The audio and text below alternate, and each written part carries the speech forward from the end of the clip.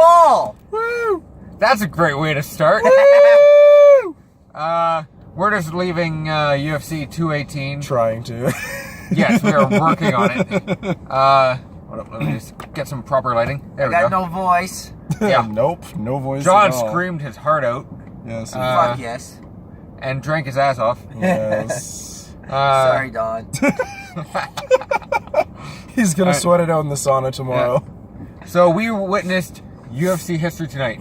The first... Wait, a guy fucking died in the ring tonight and get back up. We did. That's the ghost of Wolverine. He's fucking dead. No, I'm talking about the first official UFC wardrobe malfunction. Oh yes, full on Yes. boob and nipple. A full boob exposure. The first in How UFC about history. we start from the beginning? That's pretty much the beginning. Felice Herring.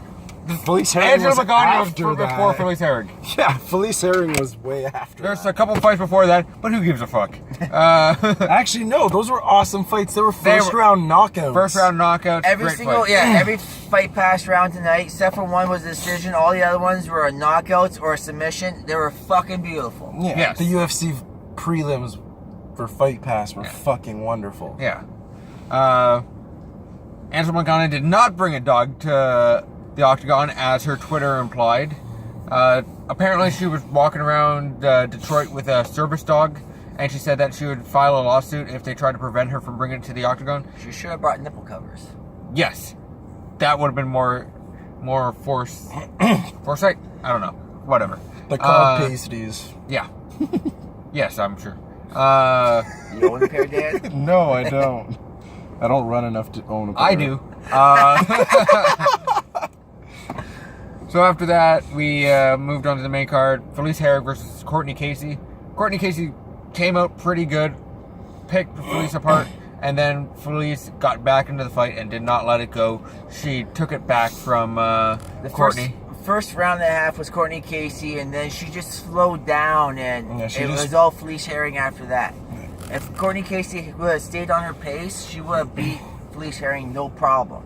At the end of the round, though, she just went for power punches and not what she was good at before that, and was speed. She was using speed and just a multitude of punches coming out. Yeah, and she wasn't kicking as much anymore. No. There's David Tamor. We got to see, we were surrounded by the family and friends of Drakkar Klose. John almost got into a fight tonight. Yes. Before his fight next week. David Tamor was able to squeak out a victory by basically wanting to fight, while Drakkar Klose wanted to posture and pretend he was a badass without actually doing anything. He fought on the defense and didn't even strike back. And mocked David Tamor for not engaging with him when he had no intention of engaging in the first place. Yeah, which got him a warning, which was fucking stupid too. Because still makes no sense to me. Yeah. But we were surrounded by everyone who had come here to watch Drakkar. Yes. And he lost, and John screamed his face off. He was so happy. It's been like Christmas morning for me. There's also Twitter posts of pictures and fingers to it, so that'll surface. After that, fight of the night, possibly fight of the year. Fucking right it was. John? I know. Trust me, I know. John just saw a pretty lady. Very pretty lady. We had Yancy Medeiros versus Cowboy Oliveira.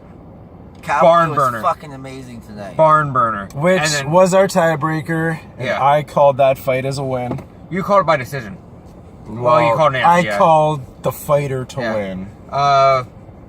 Yancy finished it in the third round.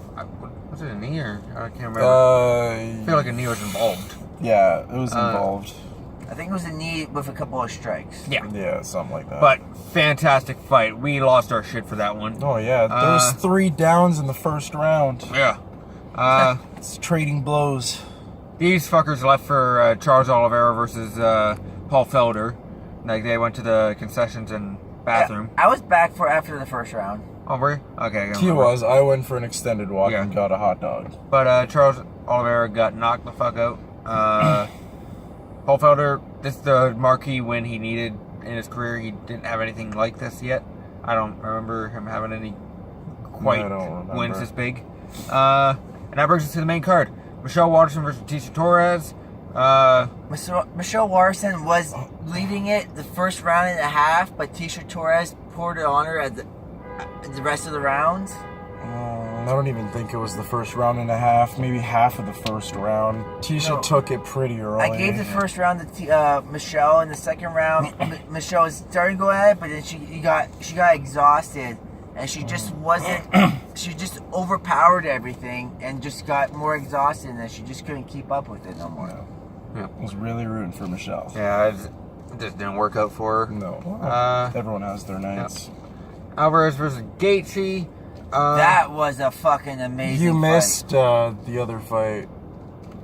The really boring one where he was on his back the whole time. I don't know what you're talking about. I only missed the one in the first, or I probably skipped it on purpose, really. No, maybe.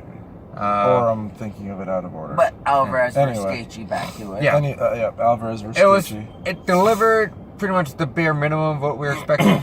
But it wasn't quite the epic war we thought it would get. John to the left. But it was pretty decent. Then Cejudo versus Pettis. That's what I was thinking of. It was alright, but nothing really worth writing home about. Pettis just didn't bring enough of his A game. He didn't have enough fire in the tank. And Cejudo just had ground game. his wrestling was just way too strong for Pettis to do anything. Overeem versus Ngannou. Oh yeah. God, Overeem died. That was a fucking murder. Go it was ahead, like it's like watching. We almost watched Overeem's head fly off. Oh yeah. And then finally, I still believe Overeem wanted to retire because he stayed in that ring when he shouldn't have had to, and he wanted to talk to Joe Rogan. You can all tell that he wanted to talk to Joe there, but I feel like Overeem wanted to call it quits after that fight right there. But yeah, he got destroyed by Francis Ngannou right there. Fucking killed. Yeah. Stipe has to watch out when that fight comes up because there's no other option for that title right now but Francis. Yeah. Then finally, Aldo versus Holloway. Aldo started out looking really good. I thought he was going to take it. Then Holloway just hit a second, third, fourth gear. Aldo decided to get into a fucking slugging match. They did a minute of just straight slugging, which was stupid on Aldo's It did not work out. He should have kept. He waited until the second round and started throwing those leg kicks, and they were working good on him. Yeah. But he was first two rounds. I gave it to Aldo, but Max Holloway just took it at the end there, and Aldo should not stay and just slug with him. Yeah, He should have been played smarter. Should have done what he did all these past years. Yeah, yeah. The Aldo of old definitely did not come back tonight. Should have. He brought the old Aldo back. That would have been a straight win for him. He could have even, I think he could have even got a decision win for the belt back. Yeah. Which is unheard of.